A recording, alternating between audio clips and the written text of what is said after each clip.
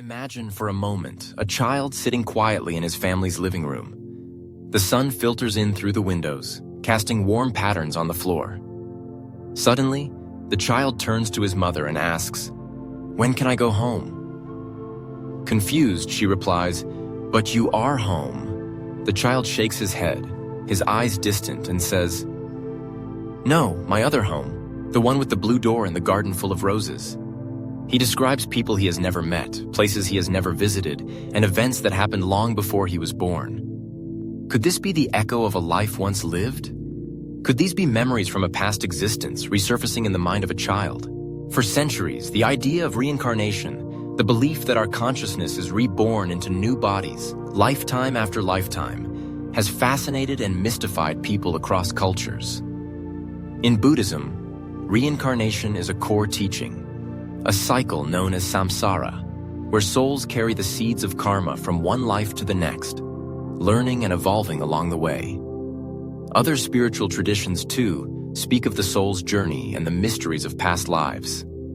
But for many, reincarnation remains a matter of faith, speculation, or myth. What happens, though, when a child begins to recall details from a life that ended years before he was born? Today, we explore a true story that challenges our understanding of memory, identity, and the nature of consciousness. A story where the past comes alive in the words of a very young boy. Our story begins in a small, quiet village nestled among rolling hills and fields. Here lives a family much like any other, loving, hardworking, and close-knit. The parents, both teachers, have always encouraged curiosity and imagination in their home. Their son, Aaron, is a bright and joyful child, quick to smile and eager to learn. From the earliest days, however, Arun's parents notice something unusual. Even as a toddler, he speaks with a vocabulary far beyond his years. He tells stories, not the kind you'd expect from a child, but tales of another place, another family, another life. At first, his parents dismiss these stories as vivid imagination. Perhaps he overheard something on television or picked up a stray detail from a neighbor. But Arun's descriptions are too precise, too consistent, and too detailed to ignore. He talks about a house with a blue door, a garden filled with roses, and a large old mango tree that casts shade over a wooden bench. He mentions the names of people his parents have never heard of: Amma, Appa, Priya, and refers to a little sister who died in an accident. He describes a bustling town market, a river that runs behind the house, and a school with red brick walls. What unsettles his family most, however, are Arun's fears. He is terrified of water, refusing to go near the village pond or even take a bath without crying. He flinches at the sound of firecrackers and insists on sleeping with the lights on. When asked why, he says, "I drowned in the river. It was dark and cold. I couldn't breathe." The specificity of his fear and the sorrow in his voice chills his parents to the core. As Arun grows, his stories become more elaborate. He describes his other father as a tall man with a thick mustache, always dressed in white. He recalls a pet dog named Raju and a neighbor who used to bring sweets every Sunday. He even mentions a small scar on his right knee, the result of falling off a bicycle. A scar his current body does not have. At first, the family tries to reason away these memories. Perhaps it's all a coincidence, or the product of a vivid imagination. But as the stories persist, confusion gives way to concern. Could there be something more to Arun's memories? Are these the random dreams of a child, or is he recalling a life once lived? Unable to ignore the growing mystery, Arun's parents decide to investigate. They begin by writing down every detail Arun shares: names, places, events, and descriptions. They ask gentle questions, careful not to lead him or suggest answers. Over time, a pattern emerges.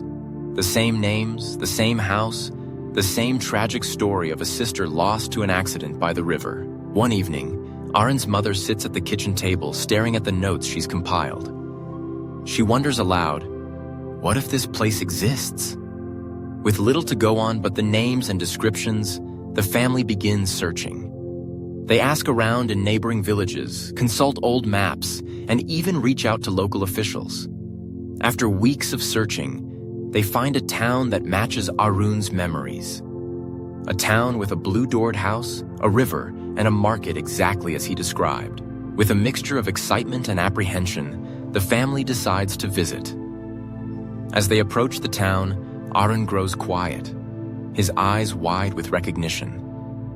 He points out landmarks before they come into view. A large banyan tree, a temple on the corner, a row of shops painted in bright colors. When they arrive at the house with the blue door, Arun runs ahead, calling out names. An elderly woman opens the door, her face pale with shock as Arun addresses her as Amma. Tears stream down her cheeks as he recalls details only her late son could have known. The nickname she used, the lullaby she sang, the location of a hidden box beneath the floorboards. Word spreads quickly through the town. Neighbors gather, whispering in disbelief as Arun recognizes people, pets, and places. He greets his former father, now older and grayer, with a warmth that brings the man to tears. When shown old family photographs, Arun identifies himself and his lost sister, describing moments from their childhood that no outsider could have known. The emotional reunion is overwhelming. For the family in the village, it is as if their lost son has returned, if only for a moment. For Arun's current parents, it is a profound and humbling experience. They witness firsthand the depth of his connection to this other life, a connection that defies logic, science, and all conventional explanations. Researchers soon hear of Arun's case. They interview the families, review the evidence, and verify the details. Everything Arun described, names, places, events, even the scar on his former knee, matches perfectly with the life of the boy who drowned in the river years before Arun was born. The researchers are careful, probing for signs of coaching or fabrication, but find none. The memories are too spontaneous, too consistent, and too emotionally charged to be explained away. As time passes, Arun's memories begin to fade. He grows more attached to his current family, his present life. The vivid recollections of his past existence become distant, like dreams upon waking.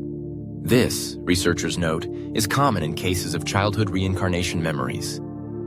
As children grow older, their connection to past lives often diminishes, replaced by the experiences and attachments of their current life.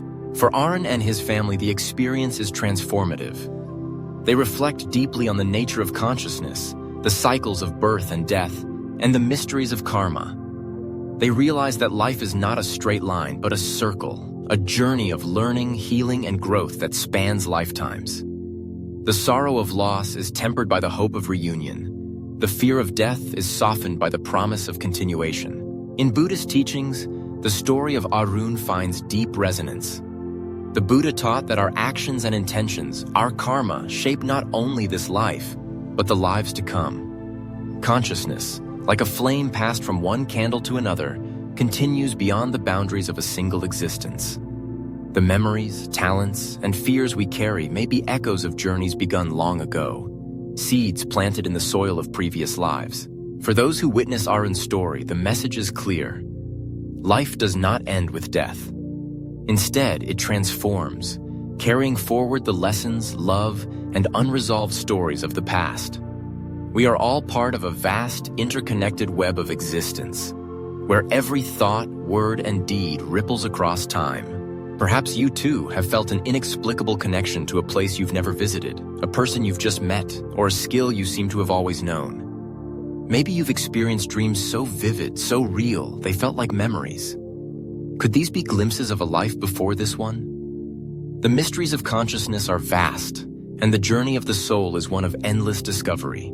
As we reflect on Arun's remarkable story, we are reminded of the words of the Buddha. Our consciousness transcends one lifetime. The seeds we plant continue beyond what we see. Each life is an opportunity to learn, to grow, and to love more deeply. The bonds we form, the kindness we show, and the wisdom we gain, these are the treasures we carry with us, lifetime after lifetime. If this story has intrigued you, if it has sparked curiosity or touched your heart, consider what it means for your own journey. Have you ever wondered about the mysteries of your own soul? Have you felt drawn to a place, a person, or a purpose without knowing why? The answers may lie deeper than you think, woven into the tapestry of lives lived before. Thank you for joining us on this exploration of reincarnation. a journey through memory, mystery, and the enduring power of consciousness. If you'd like to hear more true stories of reincarnation and karma, don't forget to like, comment, and subscribe. Your journey of discovery is just beginning.